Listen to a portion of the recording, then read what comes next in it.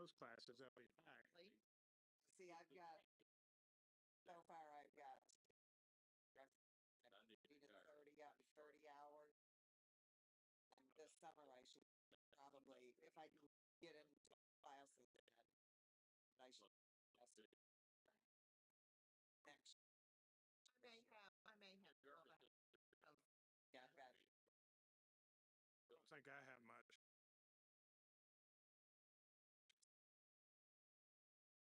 Yeah, I won't be able to go this year. you gotta join us at Santa, Dennis. It'll have to be next year. We got it one at the beginning of June, the Warden stuff. Peace conference in July.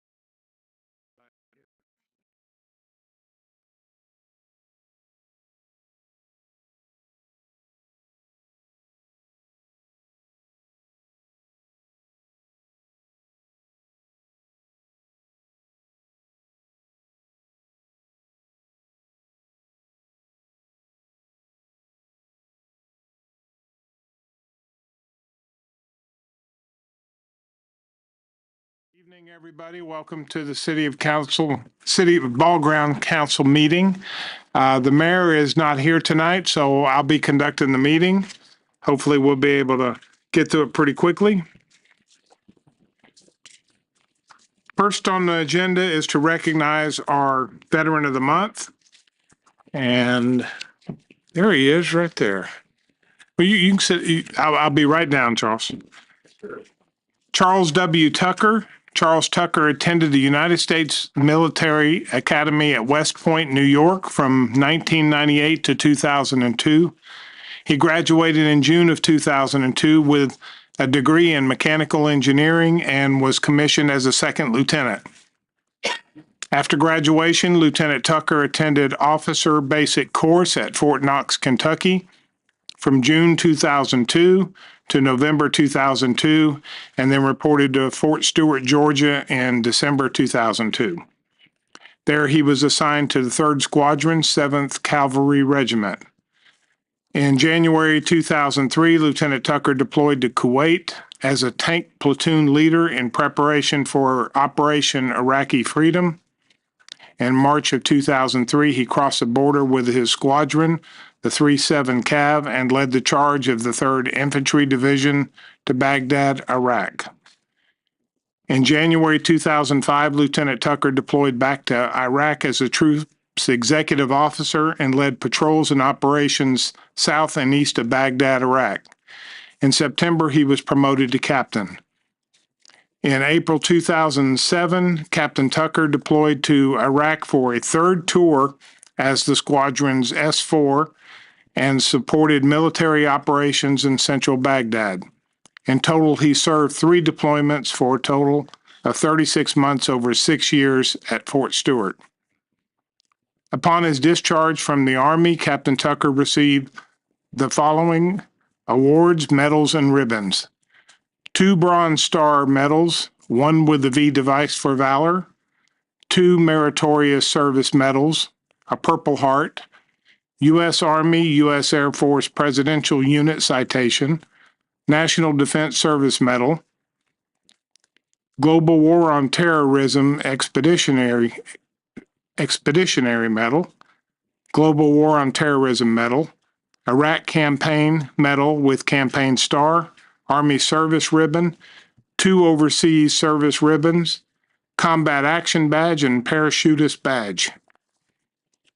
Captain Tucker lives in Ball Ground.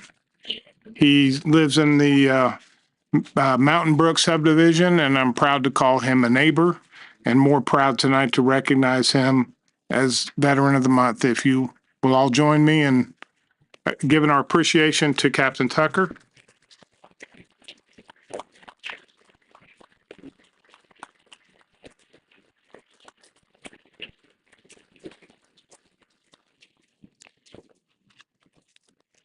And I'm going to step down there and read his proclamation. We need a bigger area up here, don't we?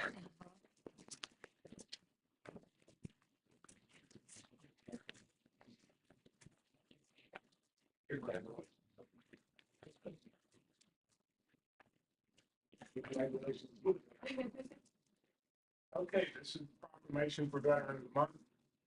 Whereas in 1954, President Dwight D. Eisenhower signed the first Veterans Day proclamation calling on our nation to pay appropriate homage to the veterans of all its wars who have contributed so much to the preservation of this nation. And whereas our nation has fought and continues to fight battles around the world, the words of that first proclamation still run true.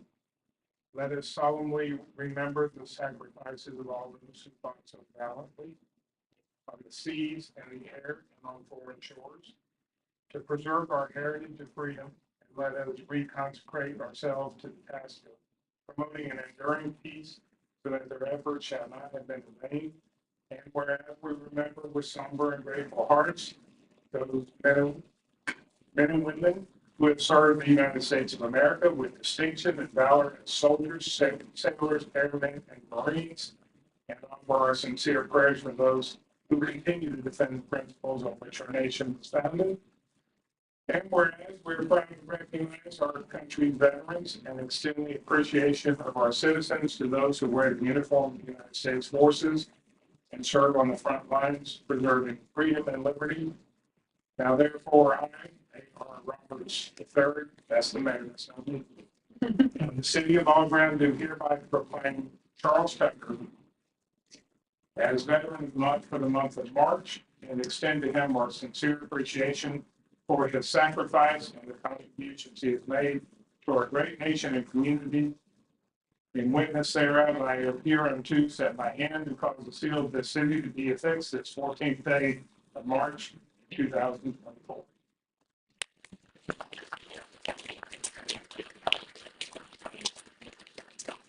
Is the Veterans Memorial. And you get city council, you all want to stay up here, you want to come down here? It's not, So we're gonna take some pictures. I know you get it. Gotta get the mayor signed it.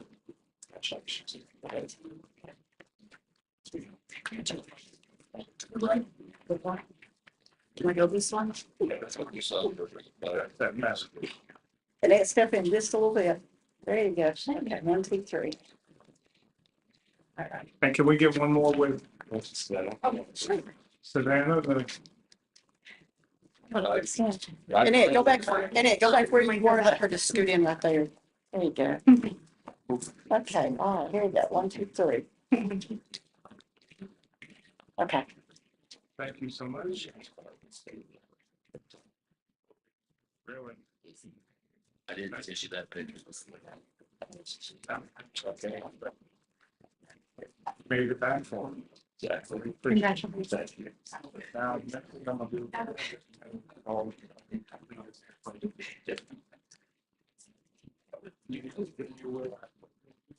Yes, sir.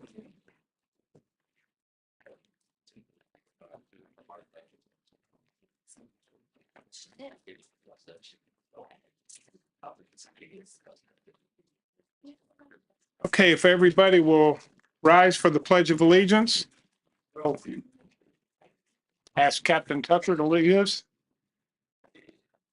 I pledge allegiance to the flag of the United States of America and to the republic which stands one nation under God, indivisible, with liberty and justice for all. Thank you. Thank you, Dennis. Everybody's by me.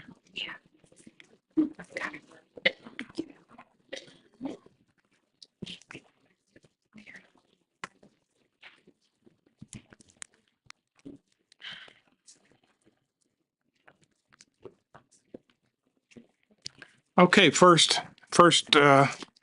the third item is to approve the agenda. Has everybody had a chance to look at the agenda? Motion to approve. Motion to approve by Councilman Barnes, I'll second. seconded by Councilman Benefield. All in favor? Passes. Item 4 are appearances, public comments. Eric? Do not have anybody signed up to speak. See, just because you didn't sign up, is there anybody who wants to sign up and speak now or? Okay. Item 5, announcements and informational items. First thing, April 6th, be our annual Barbecue and Brews Festival downtown. April 23rd is Touch a Truck. Begins at 5 p.m., Karen. That'll be in the community building parking lot.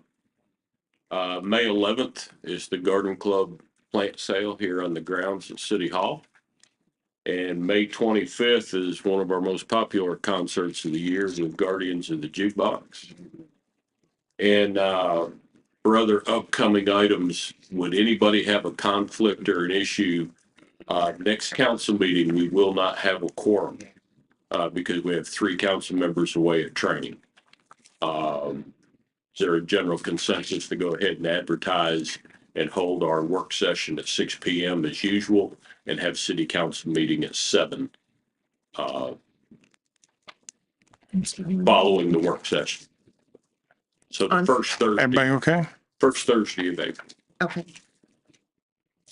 So I'll send out that announcement then. Looks like everybody's okay with that. If you haven't been to see Guardians of the Jukebox, I encourage you to come see them. They're great. Ball Ground puts on some wonderful festivals and really good entertainment. Item number 6, consider approval of minutes from the February 8th, 2024 council meeting. Has everybody had a chance to look that over? If so, do we have a motion to approve? Motion to approve. Motion to approve by Councilwoman Rogers. Second by Councilman Barnes. All in favor? Any opposed? No. Okay, move us over to old business. There's no old business. We have new business, item number 8. First item is request by Mountain Brook developer to accept the following infrastructure. North Mountain Brook Drive, 1,132 linear feet with curb gutter sidewalk at 173,321. Madison Court, 415 linear feet with curb gutter sidewalk at 63,541. Tom Avery Drive, 1,490 linear feet with curb gutter sidewalk at 228,134. Water lines along aforementioned streets, $123,155.77. Sewer line along aforementioned streets, $160,262.14. And storm water system, $160,262.14. Eric, can you kind of give a brief summary of what that's about? Yes, as a community becomes built out, then the city takes over responsibility of the infrastructure after inspection process. There were repairs that the developer had to make in here. But we pick them up. When we pick them up, we have to pick them up by linear foot. That's what we file for our annual grant funding, whatnot, for assistance with paving and road upkeep. We are also required in our financial statements to pick up the cost of all these. And quite frankly, it makes us artificially look better on paper because we're picking up $1 million worth of infrastructure. So it makes our books look better. It's actually a liability because we have to start taking care of it. But we'll have to pick this up on the books. We'll start depreciating the values of it. But it has to be done in this. So the cost amount is the value of what's picked up? Correct. What they turned over to us, I believe their contractor was Trench Incorporated that they used. So they turned over to us the quotes and the invoices and whatnot from Trench, so we could factor out what the cost of these were, and then those are the numbers we have to use to pick them up on our finances. Okay. And this gives an aerial, this picture, kind of the area that we're looking at picking up. Most of Mountain Brook is already city-controlled infrastructure. This is the final phase. Where the white line, the vertical line, that's everything to the left side? Pretty much, yes, sir. Okay. All right, do we have a motion to accept? Motion to approve. Motion to approve and second it. Any discussion? Hearing none. All in favor? Aye. Any opposed? Okay. Item B, consider an RPF for sanitation provider. So this has been a process. We did discuss it at the planning retreat. There's been a lot of turmoil in our solid waste services and something that we're looking to improve on in the city. Staff and a couple of residents reviewed the proposals that were put in. And again, after discussion at the retreat, it is the recommendation that in the request that council grant myself and legal counsel the authority to enter a contract with Waste Pro. The cost to our customers on day one would be $22 per month on service. Solid waste costs are skyrocketing. That is basic curbside sanitation. We would also have recycle in this twice a month, well, every other Saturday at a location to be designated by the city. I think we'll start trying it right here in the parking lot at City Hall, where our residents can bring their recycle items. The provider can then determine and see right then that it is a clean recycle stream, something they're not going to get rejected from at the recycle center. And the customers can bring that. There is no cost to the customer.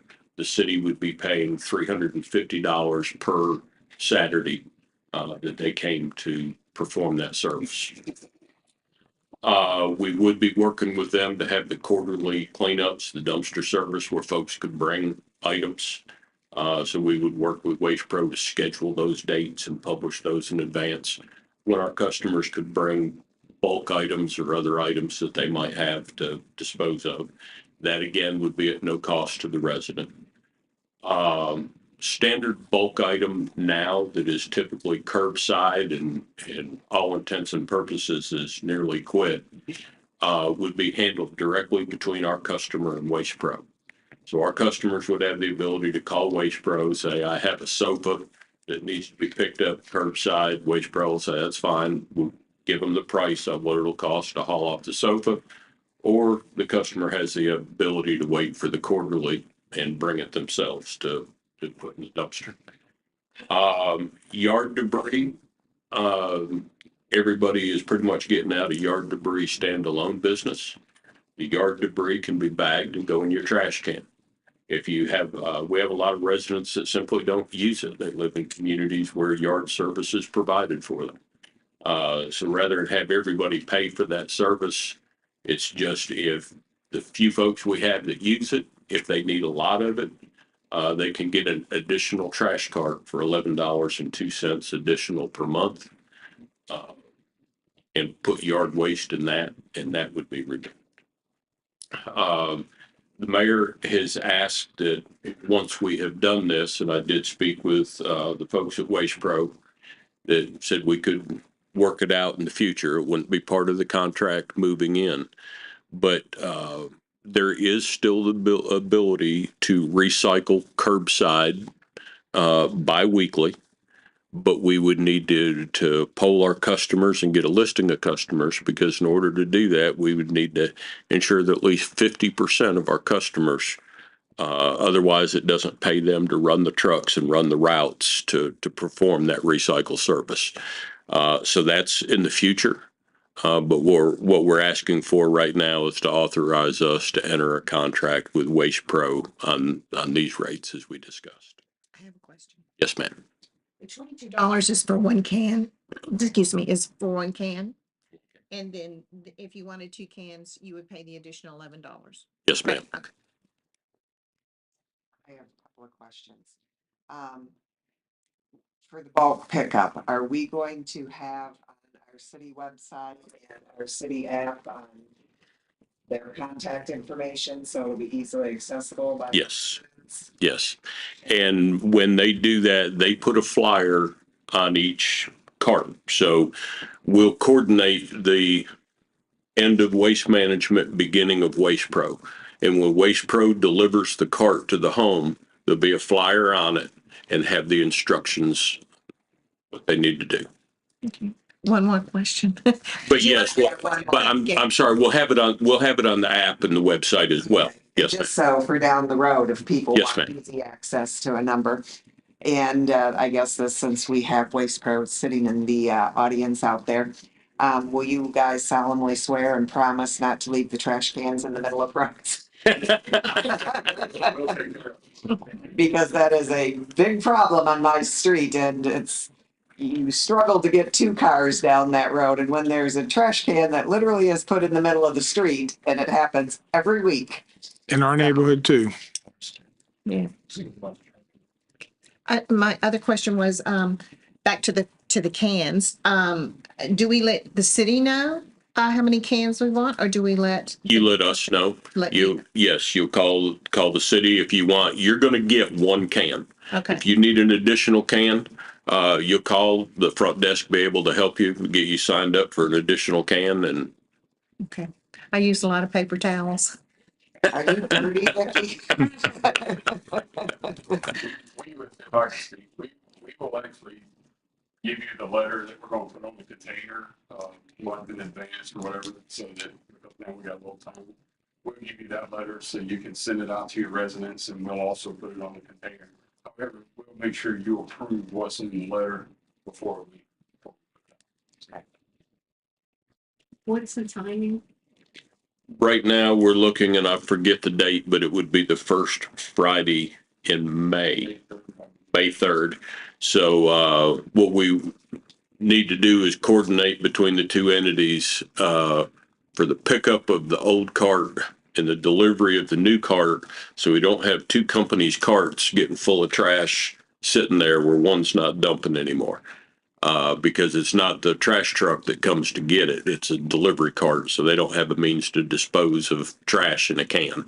So they're just trying to, we'll coordinate that, work together, try to minimize that. Generally, how we do that is the week prior, we deliver containers, our new containers. And then when they run the route, they'll service it and take it away that same week. And on our flyers, normally we put, do not use this container until your other container is removed. And at this date, let us know, and we're going to get the waste management date from somewhere if it's still out there.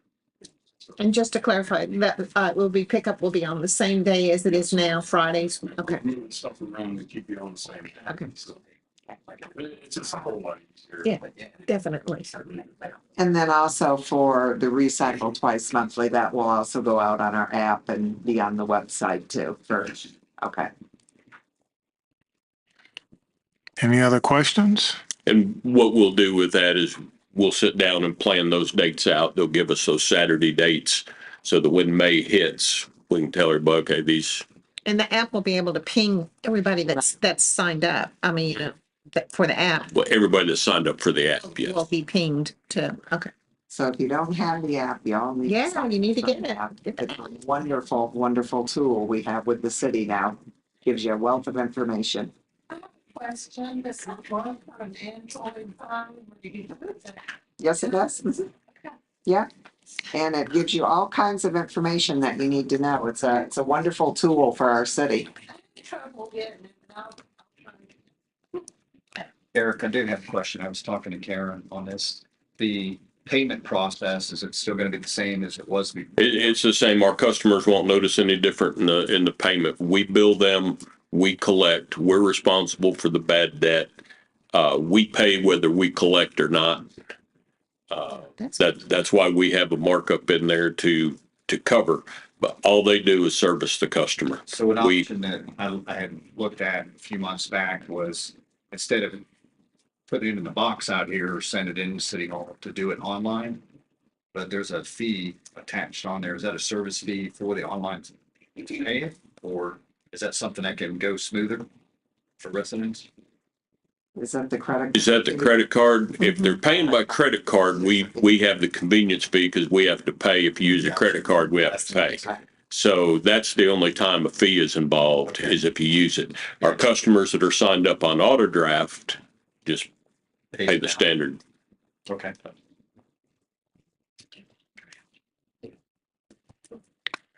Well, Eric, I know you and staff put a lot of time in this project, and we're glad to see that it's finally here. So our deep appreciation to the staff here at Ball Ground. They continue to work hard at any project. We never have to worry about it. They're right on top of it. Okay, so we need a motion to approve the way it's reading, consider RPF, so. We're just requesting, council approve myself to enter the contract once approved by our legal counsel. He's drafted it. I'll give you a copy of it this evening after the meeting and we'll do the contract but just authorization to enter the contract. So moved. Second. We have a motion and a second. All in favor? Any opposed? All right, so it passes. Gonna be a quick night. Vicky just said yay. Did y'all hear that? Okay, it's down to my comments here because Mayor Roberts is not here. I think pretty much all the comments you've heard tonight about the MyTown app is, please, I encourage you to get it. It's got a wealth of information. It doesn't cost you a penny. It's got pictures on it. It's got the events. It's got everything that goes on in Ball Ground, the same as the website. So it's very, very well worth it to know what's going on in our town. Got all the contact information. If you need to find somebody in the city, it has who they are, what they do, their contact number. It's got so simple. It is. It really is. And again, look at the events. Come to the events. It's for the citizens Ball Ground. We know a lot of people come here that aren't from Ball Ground. They just want to live in Ball Ground. But you know, we're all citizens here, so please come out and support these events. They're wonderful. They're incredible. You wouldn't expect it in a town this size, and especially the fireworks show. And I guess that's June 29th. Is it going to be in the same spot? It's going to move out into the parking lot of the community building a little Okay. bit, but we're in good shape. So we don't burn up any houses. Okay, that's all I've got in council meeting, or council minute, council comments. We'll start with Annette. Happy Pie There Day. you go. Happy Pie Day. Where's the pie? It's imaginary.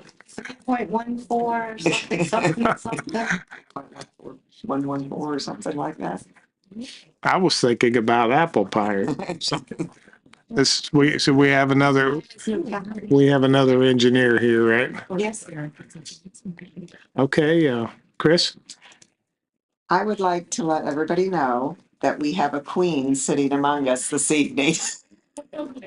We have, I was so proud to see, if anybody saw in the paper, Karen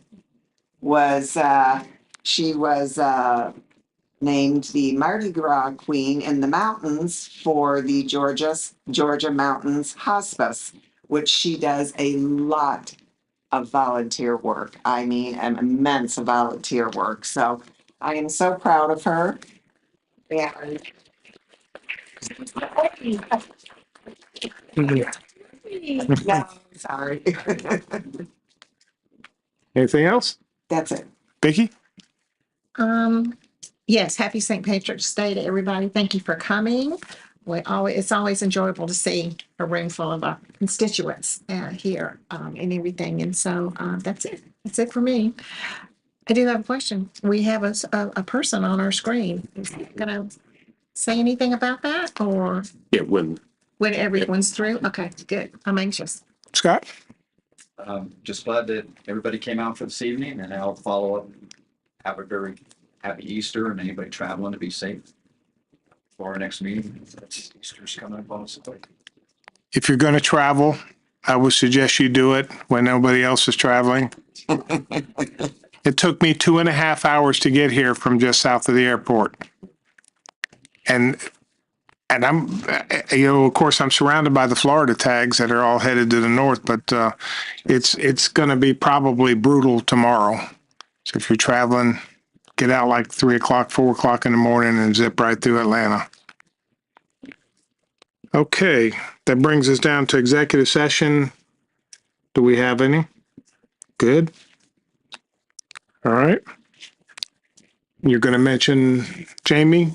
Yep. Do you want me to go through Sure. slides now? The, tomorrow morning, Judge Poole will swear in Chief Jamie Gianfalo, will replace, Chief Reeves, who retired last month. Stars kind of aligned on this one after Chief's retirement. Then Chief Gianfalo was also retiring from his position, very extensive resume, and I think our citizens are really going to enjoy this time. PD this month focused on evidence, and just a shout out to Officer Gonzalez, did a tremendous job this month. Got some training. Folks come in from the GBI, also worked with some custodian officers from other jurisdictions, and all of the evidence is properly allocated, done, and everything goes to the solicitor tomorrow morning. Go down to, I guess, what, Superior Court Judge to get the destruction certificates and everything good with that in. This is one of the most high liable issues that police departments face and sheriff's offices. If their evidence is out of order, it's a bad day in court. So I consider this way up there with use of force and defensive tactics as far as liability. That's outstanding, 100% complete. And I'm glad the destruction order is there, because what comes in the door, if it's not going out the back door being destroyed, the room gets pretty full pretty quick. So And I shouldn't, and I apologize, shouldn't have used the term 100%. It's all 100% accounted for. You know better than I do on this. None of this that's going to the judge includes any of the firearms.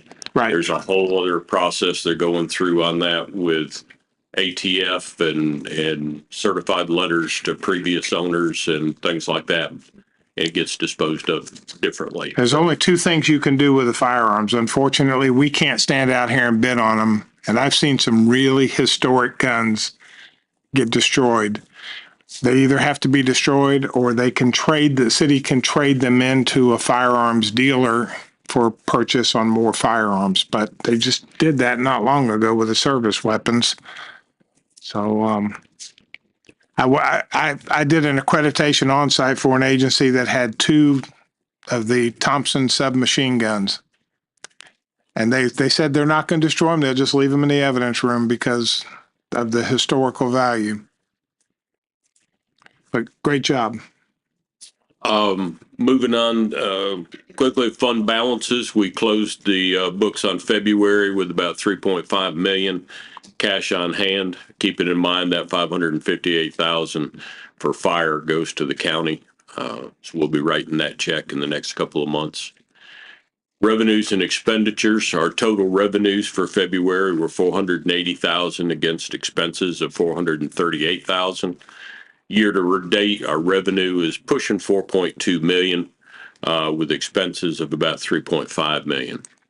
Administration, been working on review of our interest-bearing accounts and trying to reallocate funds to get the best interest rates that we can. We'll discuss in the next work session possibilities of Georgia Fund 1. It's only open to governments, but it's earning a little over 5% now. It does come with risk, though. Unlike our other funds, these would not be FDIC insured and have no pledged collateral. So there's That's the best interest rates we found, but that's the downfall. So right now we're pushing about 4% at United Community Bank. Alcohol licensing, business licensing, our SAM renewals for SAM.gov was very difficult this year, but that's done and behind us. And hard to say, but we're already starting to prepare for the auditor's year-end visit. That time never ends. Capital projects. We had a little bit of a setback news last night. We'd received approval of the GDOT from GDOT on the concept report for the roundabout. 60% drawings are due to us March 21st. It's supposed to be detailed enough for us to begin acquiring the necessary easements and right-of-way. But we received last-minute comments yesterday from GDOT that would like us to toss in a mini roundabout down here in this area where you enter the Chevron, where the Splitter Islands part. They'd like a mini roundabout there.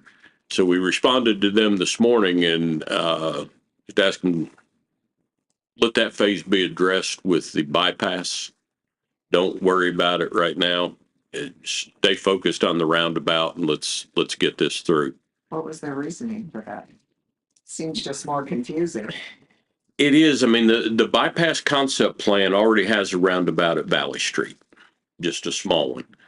But to add another one there, you're going to have 3 roundabouts right in succession. It doesn't make good sense. So the engineer went back to them this morning with, hey, let the other engineers worry about that in the bypass if you still want it. So that brings us to the 372 spur, the bypass. We're officially underway now on design for the truck bypass around downtown.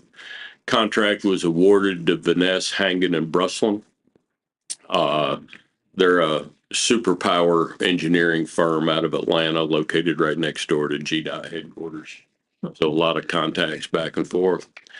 Their anticipated timeline is 3 to 5 years to get through engineer design and environmental.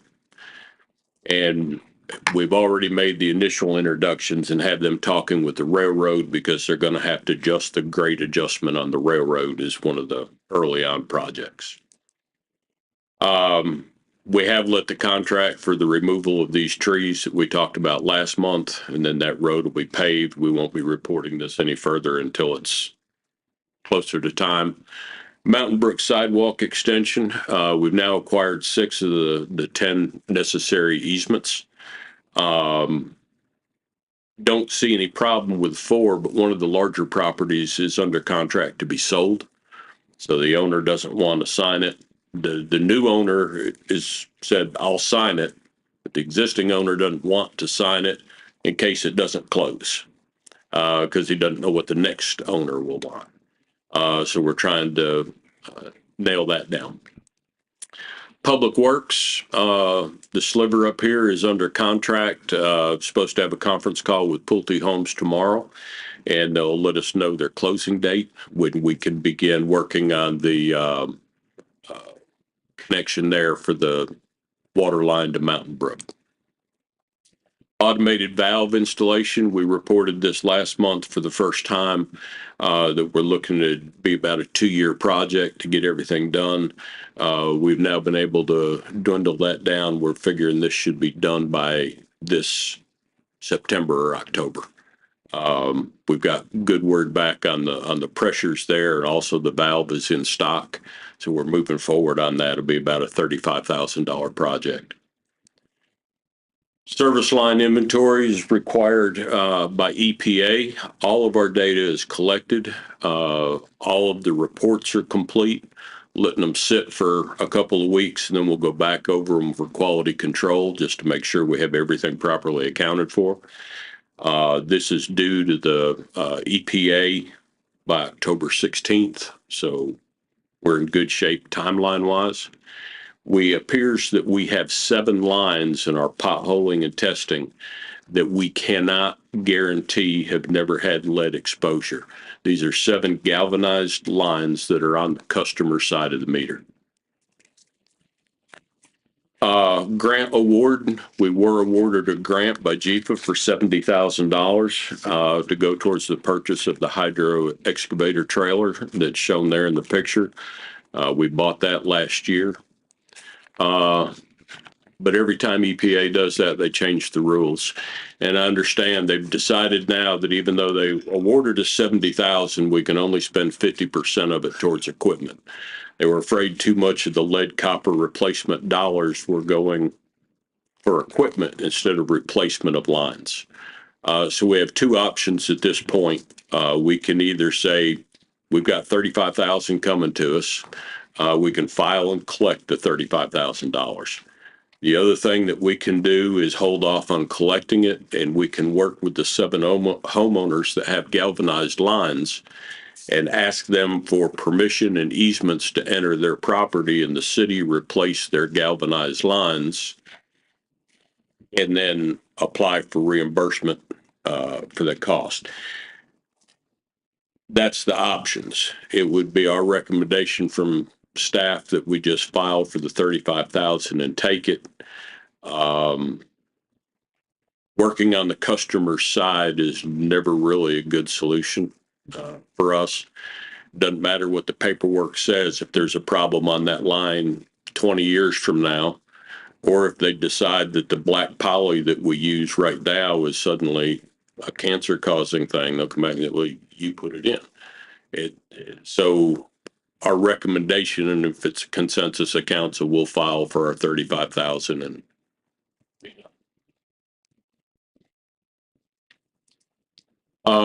water meter relocation is a project that our guys just wrapped up at the Holcomb Crossing Shopping Center. It's one of the old projects. I think that project started sometime around 94 or 95. But that was during the time period where they'd run meters right up to buildings. So we had 8-inch water mains up under that parking lot in front of those stores that were on private property, but we had no easements for and no ownership of. So we've moved this vault and master meter down to the entrance, and the owner is now responsible for all of that. Shot here, the medical office building connection, just to show the extra we required there, the 3 valves in the hole. That takes our second largest neighborhood, which is Lantern Walk, that has the ability now, there's only outside the subdivision now, there's only one 200-foot section of pipe that could break and put the subdivision out of water. Anywhere else it breaks in the city, because of these valves, we can revalve it and keep them in water. So it puts them in the same position right now as Mountain Brook. We are getting ready to put up some tow signs. We're having some problems at some of our sewer lift stations on our access rights of way and easements, where people are starting to use them for parking, and we're unable to get in and service the stations. We don't mind walking, but in the middle of the night, if we have to pull a pump and there's a problem and nobody's home, we need to be able to have the ability to tow cars. So we will be getting those and installed. Solid waste, we covered that earlier. Recreation, it's been a busy month. The sales are up in the Pocket Park and I think look phenomenal. Cafe lights are hung. We'll have the power to them next week where they can be lit. Be working on anchoring the tables to the ground so they can't be moved around to different locations. And then getting the trash receptacles built to kind of hide the cans, freshen up the slate dust, and to be ready for ribbon cutting. Quick question on the Pocket Park. I thought we were supposed to have 3 different colored flags, or sails, not flags, excuse me, sails. We were, and then we had, recall we had problems with the several times the delay that the quality wasn't, got set back. So when they shipped, the third color, the yellow, was also defective. So we got the blue just so we could get home. We're not going to replace it with a yellow. I We mean, can, later. we can later in the future. They don't cost as much as the poles.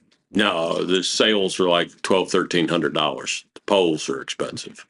Shouldn't they just send us a free yellow one if Yeah. their Well, they- product was bad? Well, they didn't charge us for the bad yellow one, Well, that's but we okay. can. They can have their blue one back and give us a yellow. Swap it for 'em.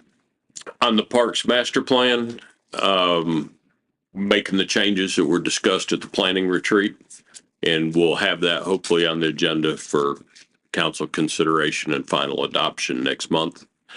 General activity in parks and recreation, just side notes, people wonder where money goes. This is the 6th commode that we've replaced this year.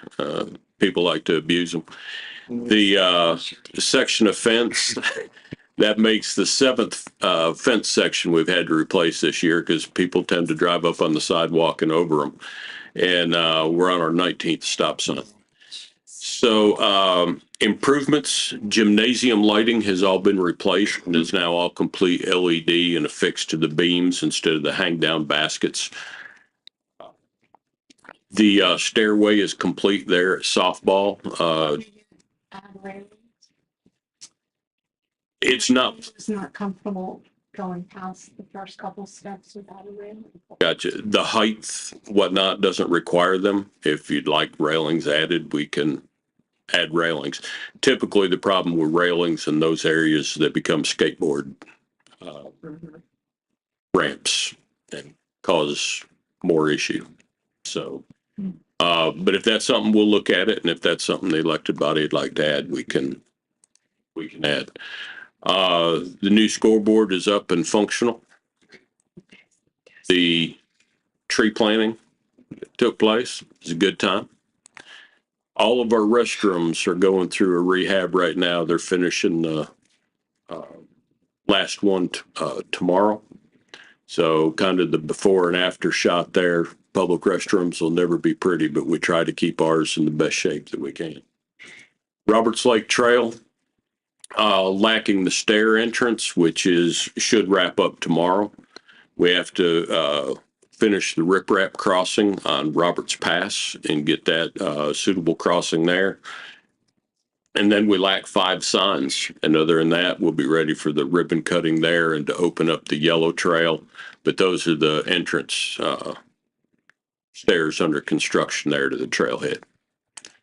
Community development, continue work on impact fees. The city initiated rezoning.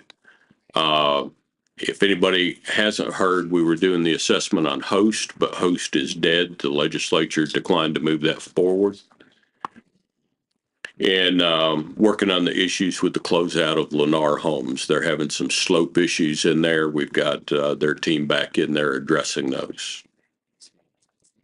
Building permits, there were 2 issued in February, total of 13 for the year, which is 8 up beyond the pace from last year. Active development, 356 approved and 127 currently permitted. On commercial development, got the medical office building we're scheduled right now for CO inspection on the 31st of this month. They're moving pretty quick. We'll see if we make it. Be ready to open that. The convenience store is well underway. Potential developments, we've added a new one right now, and that's Howell Bridge Road behind Universal Alloy. The reason we add that is while the property is not under contract, there are 4 development groups competing for the property right now. So they're in a little bit of a bidding thing with the estate. So somebody is going to end up with that in the very near future. So we're dealing with that almost daily right now. Infrastructure acceptance, Mountain Brook is now complete. Linwood development, I don't know what it's going to take to get them to do the crosswalk, but 1 crosswalk and we're ready to take that infrastructure. In 372 South, we've moved from 4 of the 8 to now 6 of the 8 easements for the water line that they have to provide us that's currently on private property. So that's just a general. If there's any questions of staff. Yes, ma'am. Our impact fees, have they been sent to Washington or are we waiting on something else before they're sent?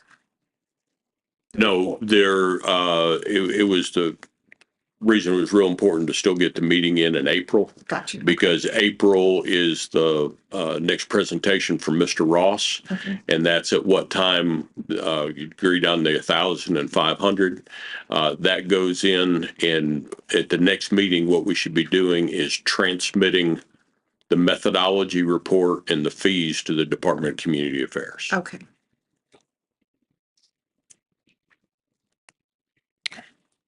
All right. And was it last last weekend or the weekend before? We had a retreat. The city council all met, and we spent an entire day going over all these projects and all the future things that the citizens want for the town, and so we continue to work hard for you. All right, with that, we're ready to adjourn. Is there a motion to adjourn? Motion to adjourn. Motion, second. Second. All in favor? Aye. We're 10 minutes early. Which one is the, Thank you so much for 9:30. coming out, everybody. We appreciate it.